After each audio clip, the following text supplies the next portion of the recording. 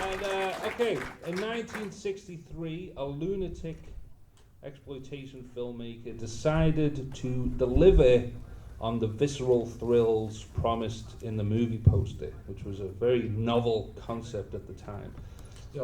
Still is, yeah. The film was Blood Feast.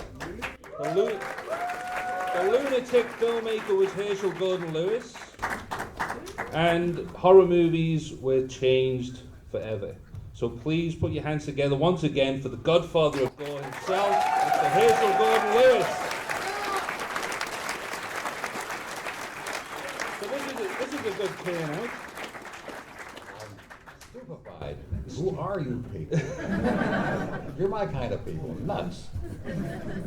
This reminds me of one of the anecdotes you told me about before, where once you did leave the filmmaking business after 72 with the Go-Go Girls, you basically slipped into complete obscurity.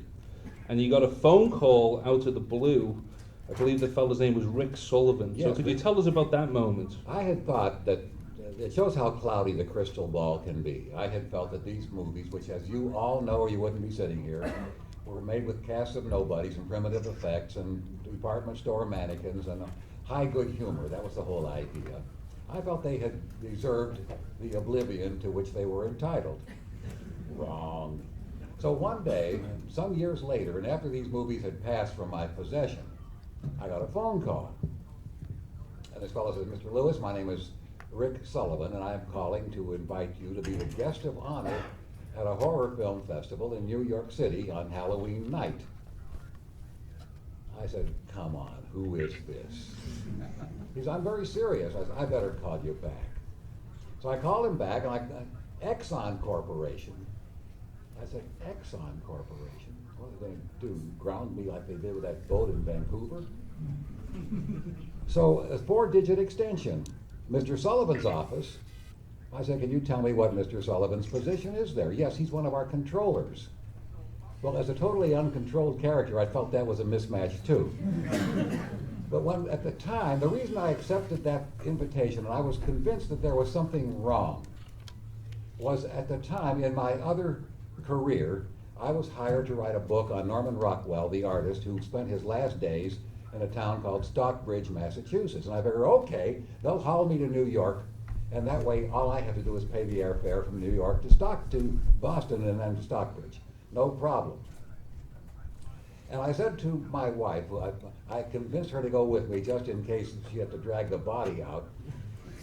I said, now it may be like one of these Harvard Lampoon things in which they'll have a lot of fun. They're not going to throw anything, but they will have a good time at our expense. And kicking and screaming, she agreed to go. They picked us up in an ancient Rolls Royce, which I felt matched my own time, and I was about as old as that Rolls Royce. And I felt that was strange too, and treated me with reverence, which I wasn't sure whether I was being put upon or not. Walking on eggs or sitting on eggs. And then they screened The Wizard of Gore, which, as many of you know, was my Jinx movie. And they showed what I regarded as the world's worst print. It was in 16 millimeter. Now at the time, we never made prints in 16 millimeters because at that time, it was too easy to pirate these things. All our prints were in 35, so whoever made that 16 millimeter print immediately had transgressed something or other, and the print was scratched and torn and dark, and it looked like it had been soaked in beer. I said, oh God, and terrible splices in the middle of a conversation go, oonk. But they showed it and they applauded. And half of them were, of course, they were wearing gore costumes and fake fangs and blood, sage blood all over them.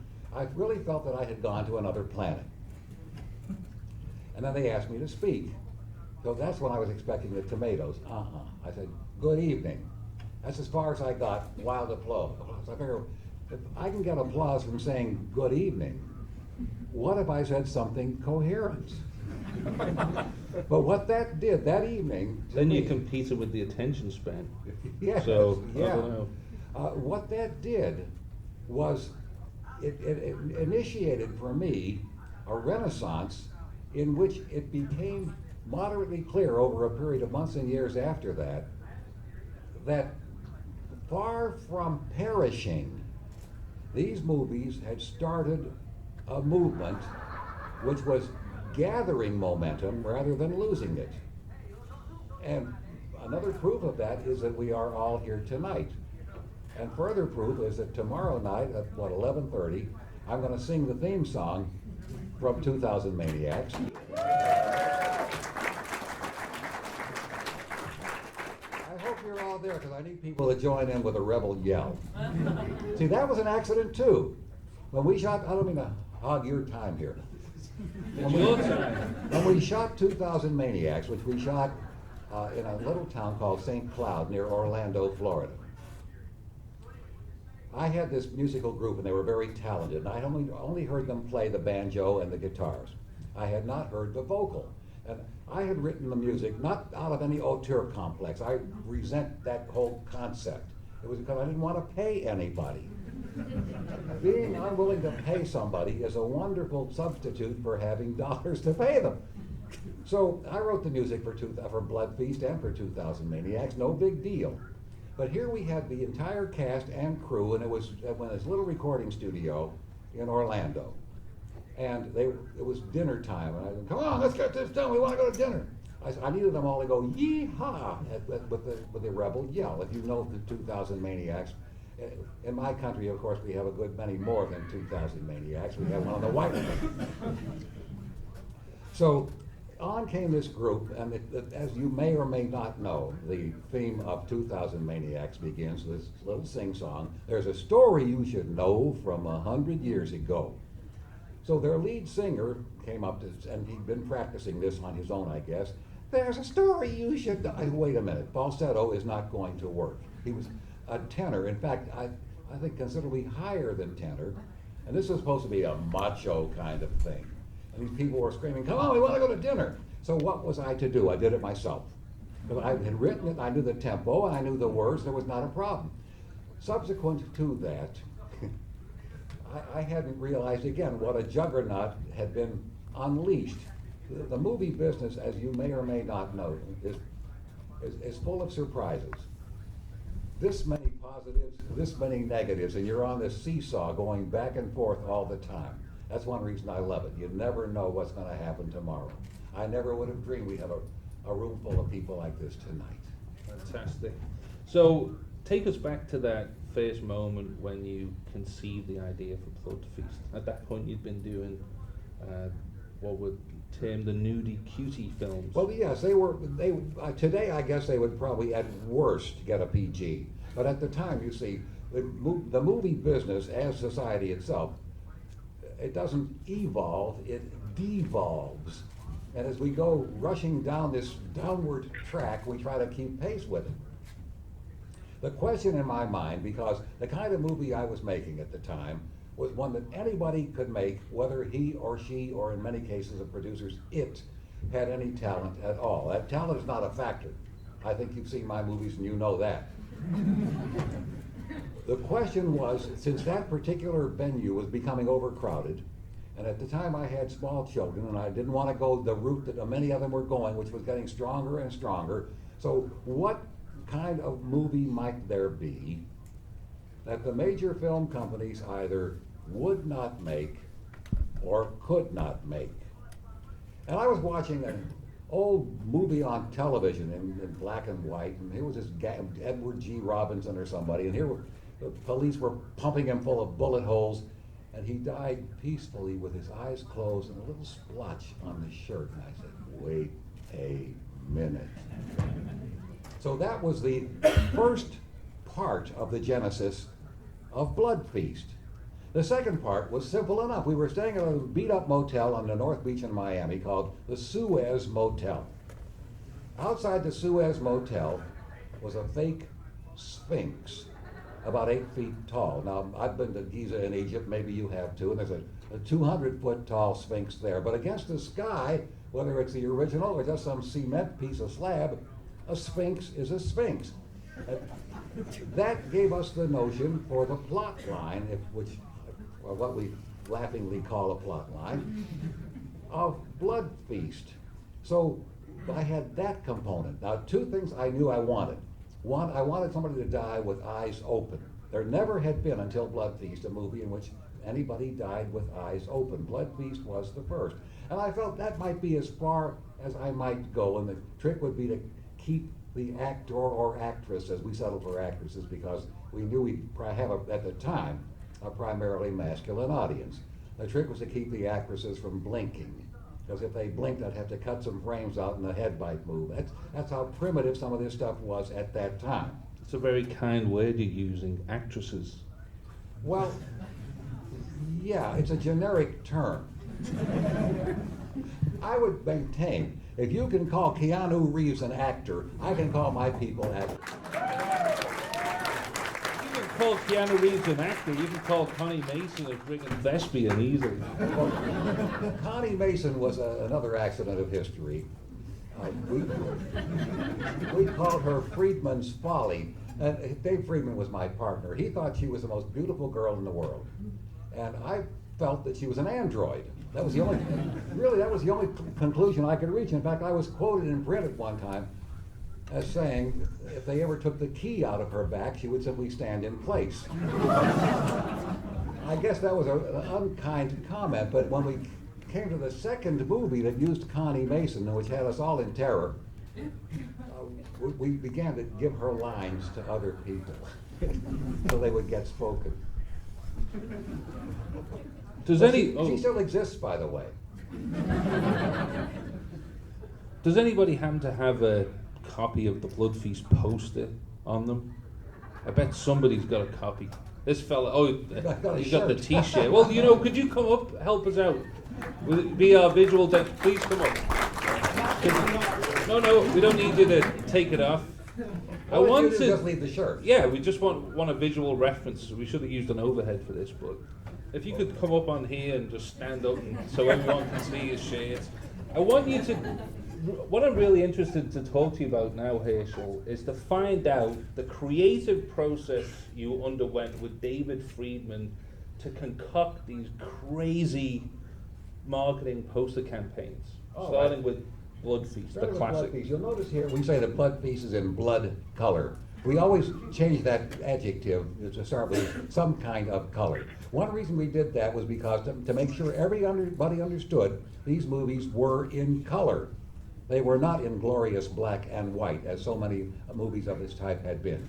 We also wanted to separate ourselves from the morass of campaigning. Even to this day, I look at some of the campaigns for major company movies, and I say these people need help. They are not exploiteers. They don't know how to get bodies in the theater. They don't even know how to title a movie half the time. But Blood Feast, I felt, would bring people into the theater. Now, you'll notice here it says nothing so appalling. I don't mean him. Nothing so appalling in the annals of horror.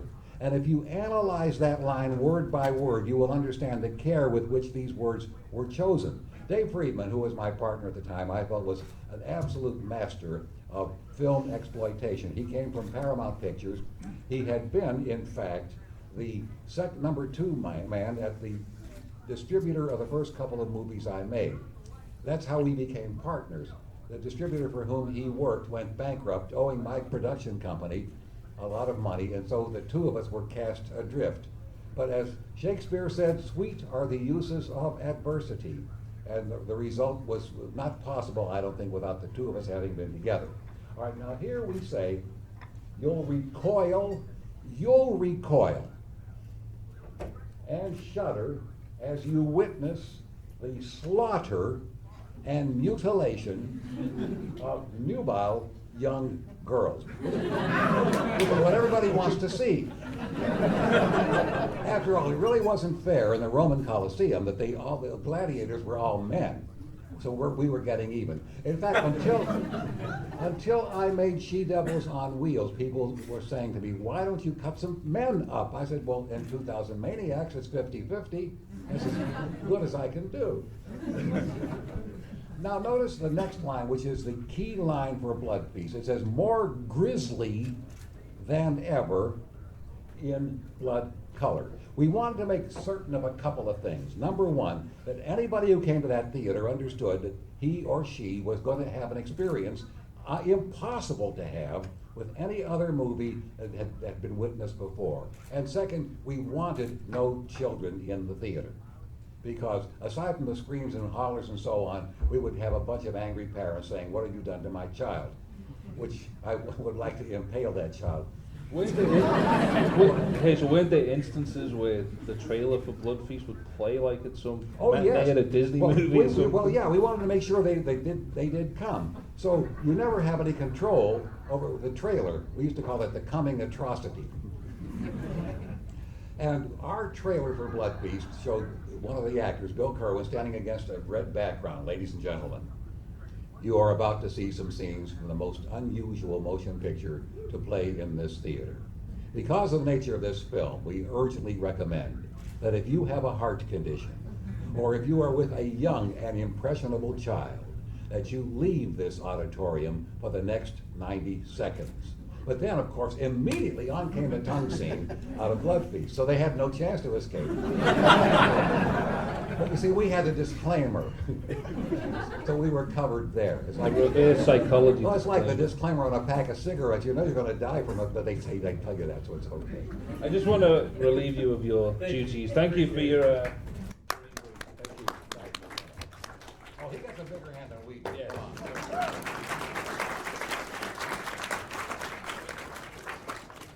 So let's talk about your follow-up to Blood Feast, 2000 Maniacs, which you've frequently cited as one of your favorite, if not your favorite. It is my film. favorite. Yeah, of all the movies I ever made, 2000 Maniacs was my favorite, and still is. When we were cutting Blood Feast in my little cutting room in Chicago, and people couldn't watch it, not because the acting was so lousy or with a bunch of pencil marks on the work print and so on. They said, "What is this, a medical film? What is it?" So when are we going to play this movie? Maybe a midnight show on Halloween. Again, as I said before, it shows how cloudy the crystal ball can be. So we decided to open the movie in Peoria, figuring if we die in Peoria, who will know? Well, we didn't die. In fact, it was stupefyingly successful. And Peoria is the kind of town where a car drives into a drive-in and there are 4 people sitting in it and 4 more locked in the trunk, so they want to pay admission. It's that kind of thing. And there were traffic jams on the highway, and I said, wait a minute. What if we made a good one? Because with Blood Feast, which was frankly experimental, and I'm not really apologizing for it, any more than Méliès would apologize for Voyage to the Moon. It was an experiment. That the experiment turned out to be a cure for motion picture cancer was a byproduct, really. So I said, okay, what if we made a good one? And we went down to St. Cloud, Florida, near Orlando, and we paid a little more attention to the casting, and the effects were not quite so primitive. And we literally took over the town of St. Cloud to make that. They gave us every kind of cooperation they could. Of course, when we first set the deal up, they said, what are you going to shoot here? And I said, oh, some orange juice commercials. Well, the wrong kind of juice, actually. But once the town got into it, they understood what we were doing. And so, in my opinion, in which we had time, for example, in 2000 Maniacs for reaction shots. The trick, you see, is not, sometimes I've read I had never made a critic's picture, not ever. Of course, the critics are over here and the public is over there most of the time anyway. But they will say that it was a certain amount of ineptness. Well, I don't care. In my opinion, nobody ever walked out of a theater because you had a ragged pan. They might walk out of the theater because they were, I might as well go home. Big difference. And people never snored through our pictures. They may wind up on the floor, maybe having a stroke, but they never walked out until the movie was over. And one aspect of this kind of movie that still exists today, after all the sophistication that we've attended to this genre, with all the years and you look at the DVDs for sale here, hundreds, thousands of them. With all that, people do not walk out of the theater, or in fact, if they're watching it at home, because so many of them now go straight to DVD, they don't turn them off. They would, the way they would turn off some major company product they got from Netflix or Blockbuster, and say, let's watch something else. It's that kind of that kind of movie that we make. And in my opinion, 2000 Maniacs subscribes to that. It's also got some very nice country and western music in it, which helps. Which we're going to hear And some of that tomorrow night. Yes, and it also was the first, you see, it was the first in which we mixed black humor with the gore. And we increasingly, after that movie, went on until the Gore Girls, of course, was totally over the top with that. And if you've seen Blood Feast 2, which, again, it's a mixed bag, and on that movie, I must tell you that I directed it as a hired director. It wasn't my script, so I can say anything I want to about it. So, your next film after that, Call Me Blood Red, which comprises the unofficially labeled Blood Trilogy. The Blood Trilogy, yeah. Those are the three movies that Dave Friedman and I made together. Blood Feast, 2000 Maniacs, and Color Me Blood Red, which is about a mad painter who uses human blood for his reds. If he'd ever heard of chickens, that movie wouldn't have been made. Some people have suggested that this is really the beginning for you of a sense of artistic self-awareness. How would you respond to a comment like that? Well, I've never offended myself artistically. I've offended a lot of other people artistically.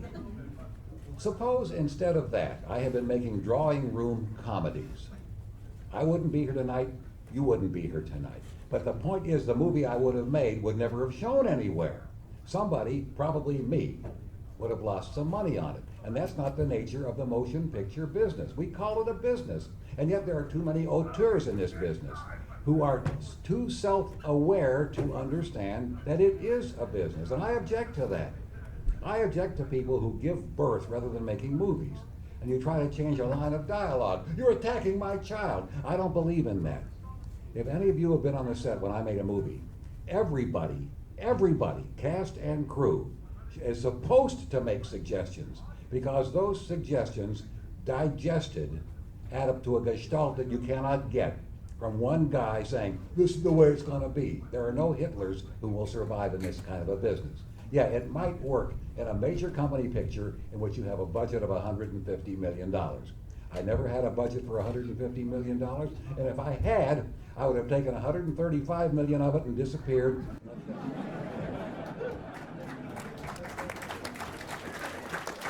So, this was the end of your relationship at this period with David Friedman. Yes. What course of events led to Well, this we had departure? another partner in our production company, and his name was Stanford Kohlberg, and he owned a bunch of theaters. In fact, it was his theater in Peoria in which we opened Blood Feast. Stan Kohlberg, who I regard, he's now deceased, so I can say the same thing I said when he was alive, one of the great scoundrels of our time. And he had said that he was going to put together a permanent production company. Because between Blood Feast and 2000 Maniacs at that time, we were doing very well.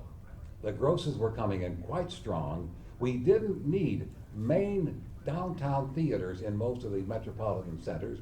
And where we did open the pictures, it made sense for the theater and for us. For example, let's suppose I'm opening Harry Potter.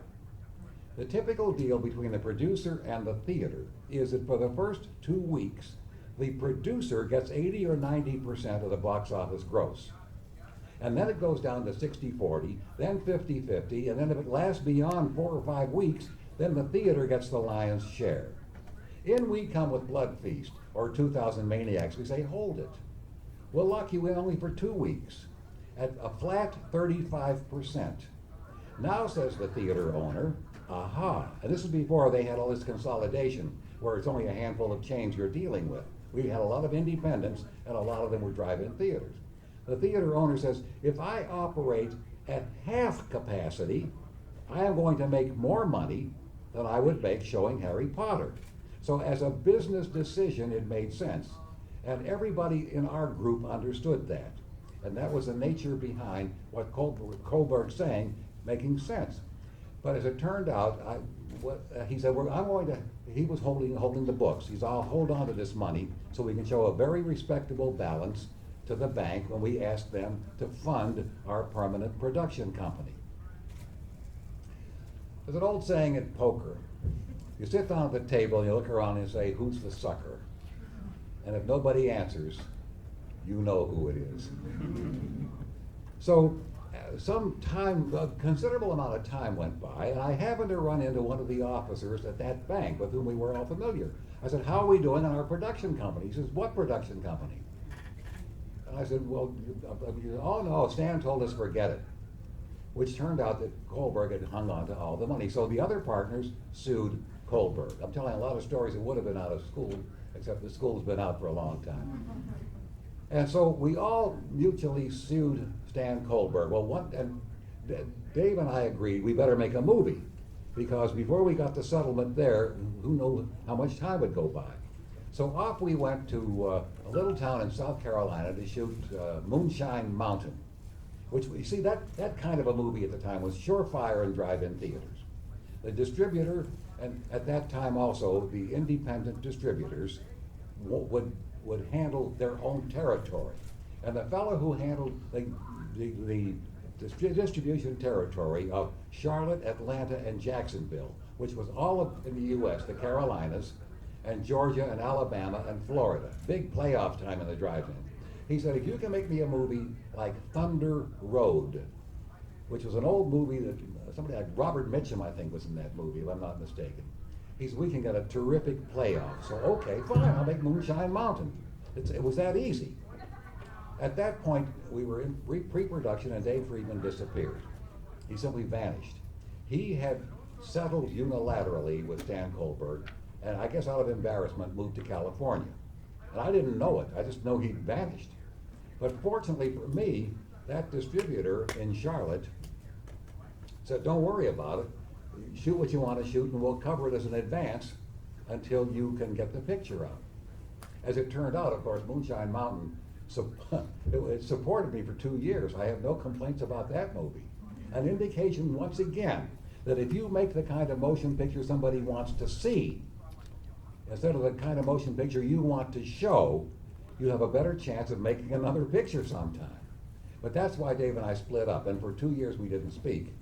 And we ran into each other at some theater owners convention, and of course we hugged and kissed and all was made up, and when we came to making Blood Feast 2 a few years ago, we were back together again. So let's talk about 1972, The Go-Go Girls. That would be your last film. People want to applaud it. That would be your last film for almost 30 years when you did reunite with Dave Friedman for Blood Feast 2. Why did you leave the film business? Well, I left the film business for a very good reason, which I can't think of now. No, I'm joking. The major companies began to say, how long has this been going on? You see, for quite a while I had this little empire to myself. And then others began to filter in, but it didn't bother me because they were all of my ilk. But they had, I think it was Paramount, had a director named Sam Peckinpah, who was able to get major actors such as William Holden. And he had major effects such as exploding clothing and stuff that I could never begin to afford. In fact, if you go back as far as the original Alien with Sigourney Weaver, that one effect in there where the thing comes out of the chest cost more to produce than every movie I made put together, one effect. So here's the question on the table. With that happening, is it not time to say, hey, let's do something else? Now, fortunately for me, I had protected myself to some extent by developing another career. As you may or may not know, I started my career as a school teacher. I taught English literature, God help me, at a university, and sort of gravitated out into a more commercial world. But my more commercial world was advertising. And I've had enough business in the advertising business to slowly swing over to it. And in fact, it's the advertising business that enables me to have the lifestyle I have today. Because the movie business, as I'm sure you're on know, is quite uncertain. But it is not so uncertain that if there's not a producer, if it's a producer here who wants to make grim fairy tales, I can't start shooting it until 8 o'clock tomorrow morning. We should point out that you, when you did leave the film business, you went on to a far more successful career as a writer of books on yes. direct marketing. In fact, you're considered to be widely considered to be the leading expert in the USA on this That's material. very kind of you. You see, in the film I business, didn't come up with that. I read it on the internet. I hope it wasn't on my website. In the movie business, I was always something of an outlaw. In the world of direct marketing, I am a conquering king. I've written 31 books, and I give speeches all over the world, and people, until the web exposed me, the worlds did not collide. On occasion, I would be giving a speech on marketing, and somebody would say, you know, there's this strange character who used to make these goofy movies who has the same name you do. I'll sue that son. I can't do that anymore. And in fact, if you check my website, there's a section in there, rather discreet, called filmography. That's for those people who don't know what we're doing tonight. So the DVD revolution's been very kind to you. Something Weird have put out great editions of your films that include some very entertaining film commentaries, frequently with you and Dave Friedman. And you can't help, when you're listening to this, you can't help but acknowledge how much you truly loved the filmmaking process. Oh, yes. So I wonder, like, how could you, like, what was it like in that 30-year absence from it? Like, did you ever pine to get back involved in Well, it? it was or? like being in remission on something. You know, the film business is like malaria. You think you're over it, and it's in there. And it can lurk, it can pop out at any given moment. That's how we happen to make Blood Feast 2 over the years. At least 2-3 times a year, somebody would say, let's make Blood Feast 2. In fact, it happened so often, I developed a defense mechanism. I said, put your deal together and call me, which effectively got rid of them. They just wanted to get their names in Variety or whatever. But when Jackie Morgan said, let's make Blood Feast 2, and I said, put your deal together and call me, and he put a deal together and he called me, my bag was packed. I love that business. I love the marriage of 3 elements. One is the very mechanical, especially in low budget pictures, where you cannot depend on a whole bunch of money covering what you want to do when you want to do it your way within your budget. Second, there's that creative aspect in which you can look at something at the end of the day and say, this is really the way I had hoped it would turn out. And the third is the entertainment value, in which you know as you finish that movie that somebody somewhere who never met you is going to look at it and be entertained by it. Yeah, a lot of people are going to look at it and say, oh God. But that's the nature of anything. If you write a book, or if you give a speech, or if you make a movie, or if you walk down the street, or if you pose for a picture, somebody's going to say, oh God. But you ignore that. In my current career in direct marketing, you send out a piece of mail or email, and you get hate mail back. Fine, that means somebody looked at it. It's the ratio that matters. And so when some critic says, I didn't like your movie, I have the right to say, I don't like your face. What difference does it make? These are not critics' pictures. That wasn't the idea behind them. And yet, in latter years, some of the same people who wrote such nasty things about them are now looking at them as so they're watershed pictures. So I am breathing proof that if you live long enough, you become legitimate. I think this is a good time to take questions. If anybody has a question, the Brotherhood of Life. Go figure. Yeah. What do you think is the hardest part of filmmaking for you when you're doing a film? The hardest part of filmmaking for me, I never found anything to be particularly hard other than picking up the cables at the end of the day, which in low budget filmmaking everybody does, cast and crew. And that was made clear in advance. The hardest part of filmmaking, really from a mechanical or technical point of view, is post-production. in which you try to sync up pieces. Now, one reason that it's so much simpler and so much more advantageous to shoot digitally than it is to shoot in 35 millimeter film. If you're shooting in 35 millimeter film, every photo film that goes through that camera costs you money. And if you have take two, by the way, that's a phrase you very seldom heard on my set. That means that you've wasted a piece of film, which you can only use as sound leader or something of the sort, where in digital, it's of no consequence whatever. But when you try to match an action, suppose I'm talking like this and cut. Where was my hand? You've got to match that. So that's a difficult proposition, and we always had someone watching continuity, which, by the way, bit me when we were shooting a movie called The Gruesome Twosome, in which she said that we had 70 minutes worth of film, we had 60. Now, anybody who can't count beyond 5 without having to unleash the other hand, I know should not have been in that position, but I didn't think about it at the time. And if you've watched the Gruesome Twosome and seen how it opens with these talking wig blocks, the reason behind that was that the movie ran short. And the reason the movie ran short, but you see, you tend to face disaster. That's the nature of the business. My answer to you in 10,000 words or more would be, the most difficult thing is in post-production when you're trying to get the pieces to fit together in a coherent form. Sorry to take so long to answer.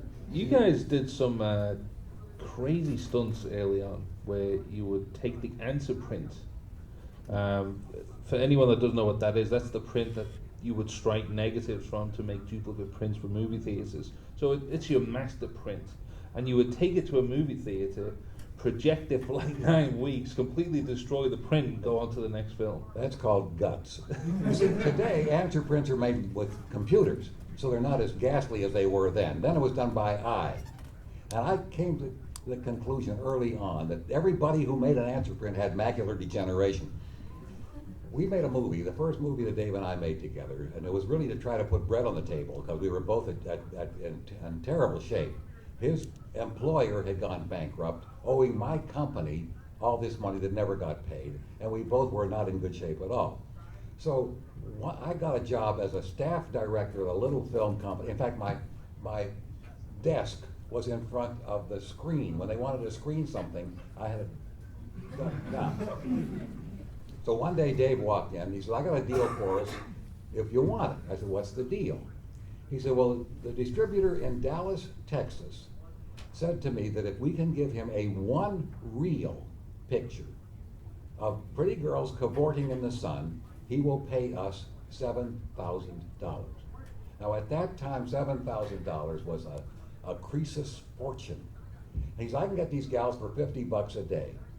Well, I had the use of a camera in that place where I was, and I figured, okay, they had a piano, a celeste, and an organ, so I could do the musical score background. And I figured, okay, one reel, of course, is 1,000 feet of 35 millimeter film, which is about 11 minutes of running time. It goes through the camera at 90 feet a minute.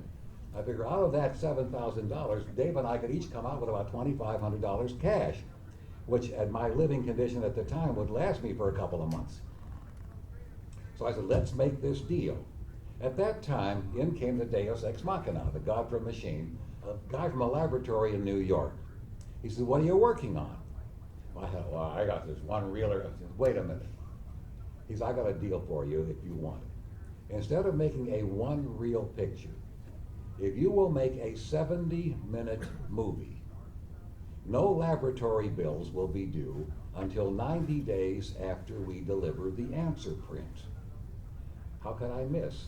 If no laboratory bills are due, instead of having the combination of having to buy raw stock to make my 1,000-foot movie, and then have it processed and work printed, and then printed out, I would only have to buy the raw stock, and that's my only expense until 90 days after the movie got delivered.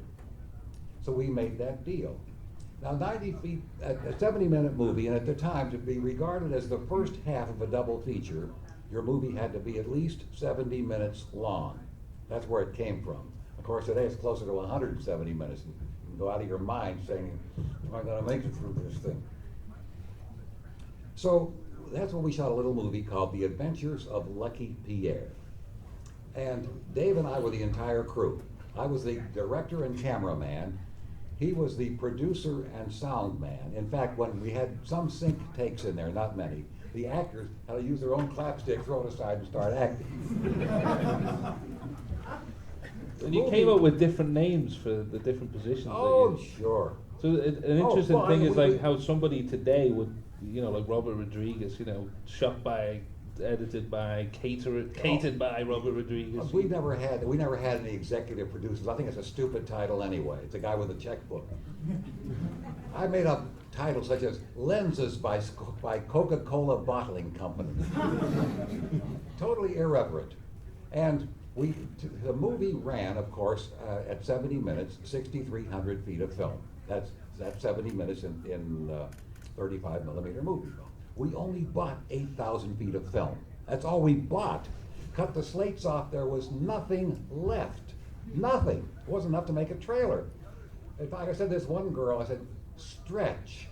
She thought I said, scratch. So we left it in. But it made no difference. You see, you've got to think in terms of what the audience will. In fact, to this day, when some Lucky Pierre shows, people chuckle at that. Because who knows what they're chuckling at. Okay. So in came the answer print, and it was unbelievably bad. It was dark, it was light, it was unwatchable. Dave Friedman had a friend who ran a little theater at the south end of Chicago's Loop called the Capri. And the Capri played oddball pictures. And the fellow who owned that theater, called Tom Dowd, for whom later I shot about 8 movies. He got the fever after a while. He said, okay, I'll play Lucky Pierre. We gave him the answer print. I didn't want to go near that theater. Lucky Pierre in the answer print version ran at the Capri Theater for 9 weeks. It broke the house record, and suddenly we were whole again. Another indication of what you think being at variance with what somebody in the theater audience thinks. Maybe they were too embarrassed to complain. I don't know. But that was funny to run that answer print in a theater. Oh, God.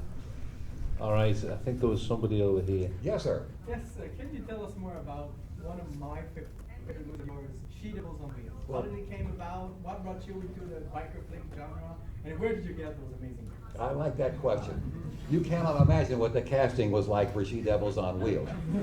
I felt I needed an armed guard. And yet they were all cooperative. See, that's the key. If you're going to make a low-budget picture, you want everybody to be cooperative. That's far more important. You can superimpose a minor facade of talent onto some people, or what people will accept. But you cannot superimpose cooperation on people who regard themselves as divas or divos when they're about this my picture. First of all, I've been hearing a lot about, I have been watching movies in which the biker movies always had these gals sitting on the back. And the headlines were full of girls who were abducted and became biker malls or whatever they called it. And this gave me the idea, what about, and now we were sitting in somewhere in, I think it was in Miami, and riding past was this very pretty girl on a brand new Harley Davidson motorcycle. And you never quite know where ideas come from. But that's where that one generated. And I said, what about a female motorcycle picture? Well, where are you going to find gals who ride motorcycles?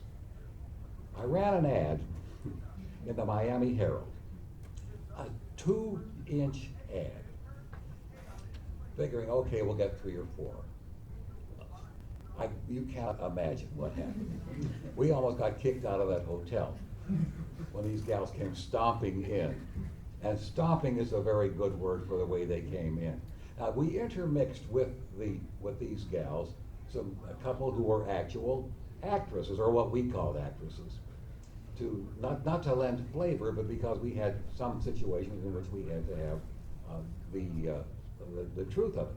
But one very funny aspect of this was we wanted to make sure that these gals could actually ride the Harleys and the Nortons and the BMWs that they claimed they could ride. And so off we went to an abandoned airport. It was called Amelia Earhart Field. I don't know if it's still there. I don't know if Amelia Earhart's still where she was supposed to be. And had these gals gun their bikes and ride just down this runway, which still exists. And so that's how we cast the bulk of She-Devils on Wheels. Well, there was one gal whose name was Agi, which I thought was a strange name, who we were torn up on. She was rather attractive, but she couldn't ride that bike worth a darn. And I was afraid that, and we all were, that she was going to cause some sort of an accident that would be the end of our motion picture career. So we decided not to use her. Well, that evening, she showed up at the motel. And said, I want to show you how, she spoke with an accent, I want to show you how I ride bicycle, or motorcycle. And she got on her bike and promptly went into the swimming pool with it. And so we fished the whole thing out, her and the bike. Of course, there was this horrible oily residue about which we complained, by the way, to the That's all part of movie making. Whatever. It was, look what he did. So shooting She-Devils on Wheels was an adventure in itself, because we were never sure that we were going to be able to get what we wanted to get. What we knew we wanted was dominant women and not subservient men, but because that wouldn't have worked. It had to be dominant women who dominate dominant men, and that wasn't that easy to do. But I love this picture. Somebody asked me yesterday, which movie would you like to see remade? And my vote would be for She-Devils on Wheels, provided, unlike what happened with 2001 Maniacs and what happened with The Wizard of Gore, provided that it maintains the spirit of the original. Have you seen Wizard of Gore? I saw a screening print, yes. Jeremy Kasdan, who directed that movie, he's one of the nicest people in our business, sent me a screening print of that. I saw it at Fantasia. I don't know if has anybody else seen it yet? It's not really in release yet. What did you think of it? I hated it. Really, I mean, I thought it was lifeless, and despite the fact that it was full of all these like topless women, it had no sex appeal whatsoever. It was just, and there's something wrong with you. No, it's not. It's not. Trust me, it's not wrong with me. The thing that is great, you call Wizard of Gore your Jinx picture, but for me, some of the huge flaws of Wizard of Gore actually lend this great charm to it. And one of the great things is the original is, from a narrative point of view, completely incoherent. And he makes the grave mistake with the remake of trying to explain, make narrative sense out of it. That's well spoken. Yeah, you see, he's trying to make a critic's picture. You see, somebody once asked me, do you ever get a picture that had 2 thumbs up? And I said, better than that, I got 2 middle fingers up. Chris Alexander. When you were making these pics, was it pretty much sky's the limit, or did you have any taboos that you would break? Did you ever go too far or get close to it? On screen, no, but behind the camera, we had 2 rules. One was no smoking, and that was long before it became fashionable to have no smoking. And the second one, which we could never superimpose on people like Connie Mason, was know your lines. But beyond that, really, the rules were fluid. I'll tell you why. Much of the very good stuff in these movies, there were what we regarded as good stuff, that is stuff that caused audiences to react positively, came on the spot. When someone would say, who wrote the script for that? My answer was, who wrote the what? What's that? So there was no, not only no ego, but that's how movies get made of that type. But the gore itself, did you ever think that you possibly went too far in certain settings? I never thought we went too far with gore, no. I felt that... Have you seen Blood Feast? Have you seen Blood Feast 2? Hey man, I'm talking from his point of view. Oh. You know what I thought was great? See, I these just are wanted to- specialty pictures, that's Yeah. why. If I had been making this picture for Metro-Goldwyn-Mayer, yeah, I would have gone too far. But you see, if I'd been making this picture for Metro-Goldwyn-Mayer, I wouldn't have given a damn, because my money would have come in another direction, and I wouldn't have cared if the picture ever got played or not. One more addendum to that, does anything in cinema offend you? Is there anything on screen and kind of violence, taboo breaking on screen that actually offends you that you've seen outside of Yes. Yes, that's a very good question. If you didn't hear it, the question was, is there anything that offends me? First of all, I think the whole concept of a snuff film is outrageous. Second, I don't like the idea of unexplained torture. To me, that's not entertaining. So I may be taking a wrong point of view toward some of these things, but that's not my style. I want people in the audience to understand that the whole thing's a gag, that it's just a joke, that it's not for real. And so when someone goes to the extent of forcing people to say, this happened, that bothers me. The Gore-met and then this fellow over here. Once again, Alexander steals my thunder. That would- he asked like 3 questions in a row. They're all one big question broken up. 2000 Maniacs. Okay, the scene in which townspeople pull the people apart, or pull the tourists apart with horse. After they commit the act, that seems to be the only moment of remorse in that film, or probably in your films, where they actually seem to be ashamed. What have we done? Yes. Was that deliberate? Oh, yes. Yes, yes. But you see, they're cured of that. And how are they cured? They play Dixie. That'll cure anybody of anything. Yeah, I felt that was a time for that. Well, first of all, one benefit we had for that scene, we had a bunch of townspeople in that. They weren't actors. They were just people. And actors somehow often look like actors. You look at them and say, that guy's acting. And so I had just had this feeling that was the place for that. I think it worked in that movie. Now, when the teetering rock drops on the girl, there's a similar kind of thing, but by that time, they're somewhat smug. And so it's the evolutionary aspect there of that plot line. But I appreciate the question. You're not drunk already, are you, Gore-met? No, okay, just checking. See you later. Okay, there was a fella there, yeah. Our brave poster boy over here. The Gore-burger. From nipples being cut off to a woman getting her ass beaten as they meat tenderizer. I find it extremely entertaining, but did you ever have to defend the film for being misogynistic? Or do you truly feel the sentiment of the last frame, which proclaims something like, we are proud to announce that this movie is over? All right. First of all, I can't imagine anybody being titillated by watching men's nipples being cut off. But if you remember that scene, off comes a nipple and out comes a glass of milk. Off comes the other one and it's chocolate milk. Now, if anybody who takes that seriously belongs in a circus. So it was the idea there was, see, we were tipping our hand. We were saying, come on, you cannot take this seriously. That was the whole idea behind that. Along with She-Devils, this would be another good one to see remade. The remake, who has the guts to do that? Anyone on this side of the room? There we go. Yes, sir. There's a great documentary out, Mal Mal Sex Sex. Dave Friedman made that. That's right. Is there one out there about you specifically, or were you contacted to be part of that one? I wasn't contacted to be part of that one, but Jimmy Maslin, who will be here tomorrow, I'm told, who now is the principal owner, along with Mike Brainey at Something Weird Video, of all my old movies. He is making a documentary, which I call schlockumentary, about my strange multiple careers.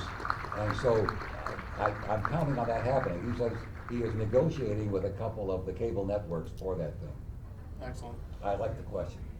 Okay, we have time for one last question. This fellow with the headband, he's been trying to get in there for... I'm hoping that you remember done something weird. Yeah. And another one called The Psychic, Mhm. which I've always been very curious about. They're curious movies. Well, The Psychic you just listed as cinematographer. That's right. And somebody named James F. Hurley. James F. Hurley. Is credited as director. Mhm. And I saw that and I wondered, well, is James F. Hurley you under cinema? No, no, no. Jim Hurley was a professor at a little school called Triton College in a suburb of Chicago. And he was a firm believer in ESP, as many people are. And he, in fact, was a friend of some psychic, professional psychic named Olaf somebody. And he wanted to make a movie. And so when we made the Psychic, this was his movie. And Jim Hurley was the so-called director, although he had no notion of how to direct. Of course, people think that I can't do that. I was simply the hired cameraman who was pushed into the position of directing most of the shots there. But please don't blame me for the plot line of The Psychic. Now, something weird was something altogether different. Again, Hurley was the principal behind having that picture made. Yes, I directed that picture, and I was on the camera. And one reason for pride there is we had effects in there, which we did in the camera, that today you need CGI to do. And the trick, again, is if you are familiar enough with what you're doing and you have the guts to try it, it can save you an awful lot of money. But please do not associate me with the direction of The Psychic. Which movie came first? Because I couldn't help but notice when I watched something weird and the guy gets punched on the head, and all of a sudden I go, hang on. Which movie came first? Well, I think that the Something Weird came first, and he didn't like it. Okay. He felt we had really violated his concept. And so he was going to get even by making his own picture. The man was driven. Absolutely driven. And subsequent to the whole thing happening, he made a deal with Stan Kohlberg for distribution, and Kohlberg promptly retitled it Copenhagen Psychic. Kohlberg believed that putting the name Copenhagen on anything would cause box office bonanza. You're bringing back some very peculiar memories, my friend. Hey, on that happy note, thank you guys for being here. Give it up to the godfather of Gore, Mr. Herschell Gordon-Lewis.